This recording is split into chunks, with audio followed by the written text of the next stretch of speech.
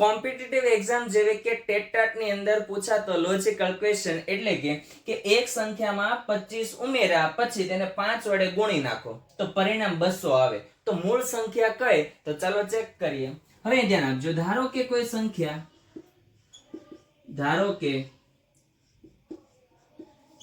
સંખ્યા બરાબર x છે. બરાબર. હવે શું કીધું? કોઈ એક સંખ્યામાં 25 ઉમેરો એટલે આપણે x માં કેટલા ઉમેરવાના છે? તો કે 25. x + 25. બરાબર. જે પરિણામ આવે એને 5 થી ગુણાકાર કરવાનો એટલે કે આને સંખ્યાને કેટલા વડે ગુણવાના? 5 વડે ગુણો તો પરિણામ સ્વરૂપે આપણને કેટલા મળે છે? તો કે 200 મળે છે.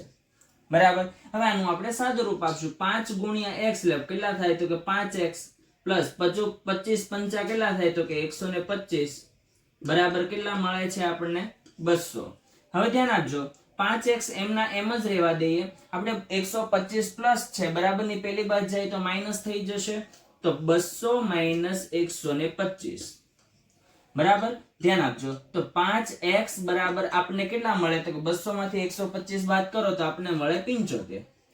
5 ગુણાકારમાં છે મારે x ની કિંમત જોઈએ, મૂળ સંખ્યા જોઈએ. મૂળ સંખ્યા એટલે x છે એટલે 5 ગુણાકારમાં પેલી બાજુ જાય એટલે ભાગાકારમાં તો x બરાબર 75/5. તો x ની કિંમત કેટલી મળે? તો કે 15 પંચા 75 તો 5 5 કેન્સલ થઈ ગયા તો આપણે x બરાબર આપણે મૂળ કિંમત એટલે કે x બરાબર મીન્સ કે મૂળ કિંમત આપણને કેટલી મળે છે? તો કે 15 મળે છે.